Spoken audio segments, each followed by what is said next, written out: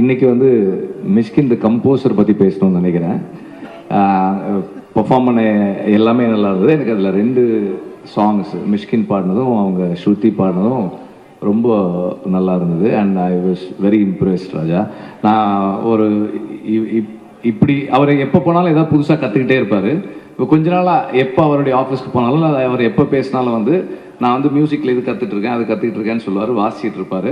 But ஒரு ஒரு ஒரு ஃபுல் லெங்த் ஃபீச்சர் ஃபில்முக்கு ஒரு கம்போசராக தன்னை ப்ரமோட் பண்ணிக்கிற கான்ஃபிடென்ஸ் அவருக்கு எப்படி வந்து நான் நிறைய யோசிச்சிருக்கேன். பட் இந்த மாதிரி சாங்ஸ் கம்போஸ் பண்ண முடியும்னா அந்த கான்ஃபிடென்ஸ் வரும்னு தான் நினைக்கிறேன். My wishes for that. And train, இப்போ ராம் சொன்ன மாதிரி மிஷ்கினுடைய ஸ்பெஷல் என்னென்னா அன்எக்ஸ்பெக்டட் மூமெண்ட்ஸில் அந்த ஒரு ஒரு ஹியூமேன்னஸ் நமக்குள்ளே இருக்கிற எந்த இடத்திலும் மனிதர்களுக்குள்ளே இருக்கிற அந்த ஒரு த குட்னஸ், அந்த அந்த கிரே தாண்டி ஒன்று இருக்குது, எல்லாருக்குள்ளேயும் இருக்குன்றத அங்கங்கே நம்ம எக்ஸ்பெக்ட் பண்ணாத இடங்களில் காட்டுவார். அவருடைய எல்லா படங்களையும் தொடர்ந்து அது இருந்துக்கிட்டே இருக்கு. அண்ட் நாம் அவர் படங்களை பார்க்கும்போது அந்த மாதிரி ஒரு மொமெண்ட்டுக்கு எக்ஸ்பெக்ட் பண்ணிக்கிட்டே இருப்போம். And he moves us with that. நம்ம வந்து எமோஷ்னலாக டச் ஆகி அவர்களுக்குள்ளே இருக்கிற அந்த அந்த எமோஷ்னல் ஸ்டேட், அந்த அந்த அவங்களையும் நம்மளால் அரவணைச்சிக்க கூடிய இடத்துக்கு நம்மளை வித்தின் மினிட்ஸ் நகர்த்தக்கூடிய ஒரு பெரிய writer. And he is very passionate about what he does. அவருடைய ஃபில்ம்ஸ் அதை ஒர்க் பண்ணும்போது அதுக்கு தன்னுடைய 100% கொடுத்து he believes what he does is something that is very very very special and important. எல்லாருக்கும் அந்த நம்பிக்கை வராது, எல்லாரும் அந்த நம்பிக்கையோட கான்ஃபிடென்ஸோட ஒர்க் பண்ண மாட்டோம். பட் அந்த கான்ஃபிடென்ஸோட ஒர்க் பண்ணக்கூடிய ஒரு ஆள் மிஷ்கின். அண்ட் தானு சார் வந்து எப்போ பேசினாலும் சொல்லுவார், தம்பி இப்போ பார்த்தம்மா பயங்கரமாக இருக்குது, டென்ஷனாக இருக்குது, அதுன்னு சொல்லுவார். நான் ஃபர்ஸ்ட் டே அந்த படத்தோட ஷூட்டுக்கு போயிருந்தேன், செட்டுக்கு போயிருந்தேன். அவங்க இந்த அந்த அந்த அந்த ட்ரெயின் ஸ்பேஸ்க்குள்ளே ஒர்க் பண்ணுறதுக்காக அவங்க யூஸ் பண்ணியிருந்த அந்த லைட்டிங், அவங்க சூஸ் பண்ணியிருந்த கேமரா, இது எல்லாமுமே வந்து it's a new experiment for ஒரு ஃபில்ம் மேக்கராக. அந்த அந்த இடத்துக்கு போய் இப்படி நான் எக்ஸ்பெரிமெண்ட் பண்ணி பார்க்குறேன்னு சொல்கிறதுமே ஒரு பெரிய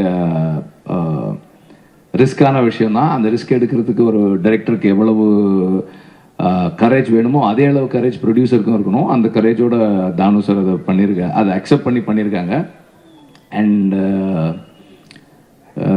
சேது வந்து விடுதலை ஒர்க் பண்ணுறது இந்த ப்ராசஸில் வந்து is become part of lot of அவர் எங்களுடைய நிறைய பயணங்களில் வந்து ஒரு ஒரு அங்கமாகவே இருக்கார். And he is not just an actor, as a person. அந்த மிஷ்கினுடைய ஃபில்ம்ஸில் இருக்கிற அந்த அந்த குட்னஸ் இருக்கக்கூடிய ஒரு மனிதர் அவர் எப்போதுமே he tries to find,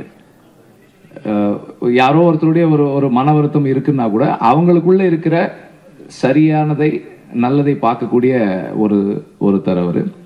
and நம்ம ஒரு நடிகராக அவர் வந்து எந்த அளவுக்கு ஒரு கேரக்டரை அவரால் எலவேட் பண்ண முடியுன்றது நமக்கு தெரியும். மிஷ்கினும் சொன்னார். மிஷ்கின் வந்து is a man who can give, அதாவது எந்த இன்ஹிபிஷன்ஸும் இல்லாமல் பாராட்டக்கூடிய, அன்பை வெளிப்படுத்தக்கூடிய ஒருத்தர். அவருமே சேதுமே கொஞ்சம் அப்படிதான். 2 பேரும் சேர்ந்து ஒர்க் பண்ணுற செட் எப்படி இருந்திருக்கும் அப்படி எனக்கு தெரியல. இட் கூட அது ரொம்ப ஒரு ஃபன்னாக இருந்திருக்கும்னு நினைக்கிறேன். இவர் பாராட்டுறதும் அவர் பாராட்டுறதுமா இருந்திருக்கும்னு நினைக்கிறேன். Whole unit must have enjoyed the process.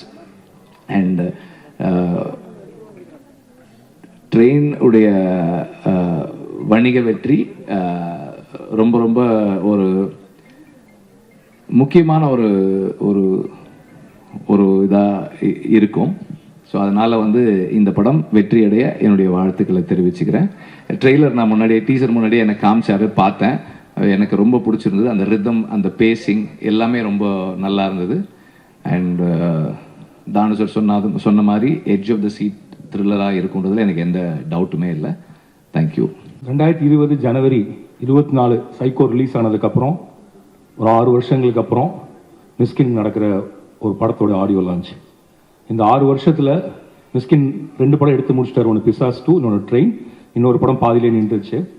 ஒரு 6 வருடத்தில் ஒரு ஃபிலிம் மேக்கர் எவ்வளோ ஸ்ட்ரகிள் பண்ணணுமோ ஒரு படத்தை எடுத்து முடிச்சு திரைக்கு கொண்டு அத்தனையும் அவர் பட்டார். எனக்கு தெரிஞ்சு நான் இந்த 6 வருஷத்தில் அவர் பட்ட அவமானங்களை நேரில் பார்த்துருக்கேன், அவதூறுகளை நேரில் கேட்டிருக்கேன். எனக்கு தெரிஞ்சு இந்த 6 வருஷத்தில் நிறைய அவதூறுகளையும் பழி சொற்களையும் தாங்கிய ஒரு மனிதர் எனக்கு தெரிஞ்சு மிஸ்கின் நினைக்கிறேன் நான். அண்ட் அவ்வளோ ஏமாற்றங்கள், நம்பிக்கை துரோகங்கள், அவமானங்கள், பழி சொற்கள் இத்தனையும் ஒரு மனிதனுக்கு ஒரே நேரத்தில் தாக்குனா அவன் ஆக்சுவலாக காணாமல் தான் போவான் அப்படின்னு நான் நினைக்கிறேன். ஆனால் மிஸ்கினால் அது எல்லாத்தையும் ஒரு இடது கையில் தள்ளி விட்டு நிற்க முடியுதுன்னா அது அவர் மனிதர்கள் மேலே வைத்திருக்கக்கூடிய பெரிய நம்பிக்கை. ஆக்சுவலாக இவ்வளோ பட்ட ஒருத்தனுக்கு மனுஷன் மேலே நம்பிக்கை போகணும், ஆனால் மிஷினுக்கு நம்பிக்கை கூட்டிகிட்டே இருக்கும். மனிதர்களை இன்னும் நேசிக்க முடியும், மனிதர்களை நம்ப முடியும், புதுசாக இருக்கவங்கள்ட்ட பேச முடியும். இந்த நம்பிக்கை தான் மிஸ்கினை தக்க வைத்திருக்கிறது. இன்னும் சொல்ல போனால் மிஸ்கினோட படமே இந்த ரெண்டும் தான், குற்றமும் நம்பிக்கையும் தான் மிஸ்கினுடைய படம் அப்படின்னு நம்ம சொல்லலாம். எனக்கு தெரிஞ்ச தமிழ் சினிமாவில் த்ரில்லர் படத்தினுடைய தந்தை அப்படின்னு அவரை சொல்லலாம்னு நினைக்கிறேன். The master of thrillers. நந்தலாலாவை தவிர மித்த எல்லாமே த்ரில்லர்ஸ். அதில் வந்து கிரைம் த்ரில்லர் பண்ணியாச்சு, ஹாரர் த்ரில்லர் பண்ணியாச்சு, ரொமான்டிக் த்ரில்லர் பண்ணியாச்சு. ஆக்சுவலாக இது என்ன த்ரில்லர்னு எனக்கு தெரியல, பட் இதுவும் ஒரு த்ரில்லர் தான் எனக்கு தெரியுது பார்த்த உடனே. அண்ட் இந்த கலீல் ஜிப்ரான் வந்து குற்றமும் தண்டனையும் ஒன்று எழுதியிருப்பார். அதில் ஒன்று சொல்லுவார், கொலை செய்யப்பட்டு தரையில் கிடக்கிறவனுக்குமே அவன் செத்ததில் பங்கு இருக்குது, அவனை கொலை செஞ்சதில் பங்கு இருக்குது. ஒரு நிறைய கொள்ளையடிக்கப்பட்டு கையில் ஒன்றுமே இல்லாமல் போய் வீட்டில் தலையில் கை வச்சு உட்கார்ந்துருக்கவன்ட்டையும் கூட அவன் வீட்டில் திருடினதில் ஒரு பங்கு இருக்குது. நீங்கள் எவ்வளோ நல்லவராக இருந்தாலும் இந்த நகரத்தில், இந்த உலகத்தில் நடக்கக்கூடிய தீமையில் உங்களுக்கு தெரிஞ்சாலும் தெரியாட்டியும் ஒரு பங்கு இருக்குது. ஒரு மரத்தினுடைய இலை மஞ்சளாய் பழுத்து போவதற்கு அந்த மரம் தான் காரணம், இந்த சமூகம் தான் காரணம். ஒரு குற்றத்தையும் குற்றம் செய்பவர்களையும் எப்படி பார்க்கணும் அப்படின்னு கலீல் சொன்ன அந்த தத்துவத்தின் அடிப்படையில் தான் மிஸ்கினுடைய எல்லா படங்களுமே விரியுதுன்னு நான் நினைக்கிறேன். ஏன்னா வெறும் த்ரில்லர் இல்லை, மிஸ்கின் வந்து த்ரில்லரை வெறுமனா ஒரு மெயின் ஸ்ட்ரீமில் ஜெயிச்சிடலாங்கிறதுக்காக பண்ணக்கூடிய ஜேர்னர் இல்லை. மிஸ்கினுக்கு த்ரில்லர் பிடிக்குது, ரொம்ப கார்ட்டூன் படித்து ரொம்ப கொலைகளை, எனக்கு ரொம்ப ஆச்சரியமாக இருக்கும். நான் சைக்கோல தான் பார்த்தா கொலையை ரசித்து எடுப்பார். ஒரு அந்த அது எனக்கு யாருன்னு தெரியல, அந்த பிலாசபர் சொன்னது. அதுக்கு காரணம் இருக்கு ராம், நிஜமா கொலை பண்ண முடியல, அட்லீஸ்ட் கேமரா வச்சது கொலை பண்ணலாம், நிஜத்தில் கொலை பண்ண முடியல. பட் நான் நான் எங்கேயோ படிச்சுதான் எனக்கு ஒரு ஞாபகம், ஒரு கொலை நடக்கிறப்ப நம்ம அது வந்து குற்ற பின்னணியில், சமூக பின்னணியில் பார்க்குறோம். ஆனால் கொலை முடிஞ்சு அந்த பிணத்தை ஃபோட்டோ எடுக்கிறப்ப அது வந்து ஒரு ஆர்ட் ஆகிடுது அந்த பிணம். ஏன்னா அப்படி ஒரு ட்ரமாட்டிக்கான விஷுவல்ங்கிறது உலகத்தில் வந்து பயங்கர ஸ்ட்ரைக்கிங்கான விஷுவல்ங்கிறது ஒரு செத்து போன உடலை எடுக்கிறதான்னு. அது ஒரு ஆர்ட்டா, அது ஒரு நுண்கலையா, அது ஒரு த்ரில்லருக்குள்ளே கொண்டு வந்து வைக்கக்கூடிய அந்த நுண்கலை கிராஃப்ட் வந்து மிஸ்கினுக்கு அப்படி வாய்ச்சிருக்கு. அண்ட் அவருடைய படங்களில் வந்து குற்றம் செய்யப்பட்டவர்களால் அந்த படம் வாதாடும், அவருடைய உலகத்தின் நியாயத்தை புரிய வைக்கும். அண்ட் செத்து போறவங்க கூட அவன் காரணமா இருப்பான், அஞ்சாதையில் அவன் சாகிறதுக்கு அவனே ஒரு காரணமா இருப்பான். அப்புறம் இறுதியில் அவர்கள் மீது நம்மளை கருணை கொள்ள சொல்லும். அதான் மிஸ்கினோட மொத்த உலகம்னு நினைக்கிறேன். குற்றத்திலிருந்து விடுபட்டு உலகத்தை கருணை உடைய உலகமாக மாற்றக்கூடிய படங்களை த்ரில்லர் ஜேர்னரில் கொடுக்கக்கூடிய நான் மிகவும் மதிக்கிற உலகத்தினுடைய ஒரு ஃபைன் டெக்னீஷியனா, ஒரு எக்ஸ்ட்ரானரி ஃபிலிம் மேக்கரா நான் நினைக்கிறேன். மிஸ்கினுடைய ட்ரெயின் 6 வருடங்களுக்கு பிறகு வருகிறது. But it will make wonders நான் ரொம்ப நம்புகிறேன். ஏன்னா விஜய் சேதுபதி சார் சொல்லணும், நடுவில் கொஞ்சம் பக்கத்து காணோம், விக்கியோட 400 ரவுடிதான், இதற்குத்தான ஆசைப்பட்டாய் பாலகுமாரா, தலைவன் தலைவி. எனக்கு தெரிஞ்சு இந்த கடந்த 10 வருஷத்துல ஹியூமர்ல இவ்வளோ பெரிய ஹிட்டு கொடுத்த ஹீரோவே இல்லை. தெரிஞ்சு முன்னாடி கமல் சார் ரொம்ப ட்ரை பண்ணியிருக்காரு, அவருக்கே அவங்க ஸ்லிப் ஆகும். பட் தலைவன் தலைவி ஆகட்டும், 400 ரவுடி தான் ஆகட்டும், ஹியூமர்ல ஒரு 100 crore கிளப்புக்கு போகிறது, ஒரு எக்ஸ்ட்ரானரி மெயின் ஸ்ட்ரீம் ஹிட் கொடுக்கறதுங்கிறது ரொம்ப ரேர். ஸோ அப்போ ஹியூமர் அவ்வளோ ஈஸியாக வரக்கூடிய ஒருத்தர். அவர் பண்ண 2 த்ரில்லர் எனக்கு தெரிஞ்சு பிசா, மகாராஜா ரெண்டுமே ஹிட்டு. அண்ட் அவர் வெற்றியோட டைரக்ஷனில் நான் பார்த்துருக்கேன். அண்ட் எனக்கு ரொம்ப பிடித்த மணியனோட டைரக்ஷன்லையும் பார்த்துருக்கேன். இப்போ மிஸ்கினோட டைரக்ஷனில் அவர் எப்படி இருக்கார் அப்படின்னு பார்க்கக்கூடிய ஆர்வம் எனக்கு இருக்கு.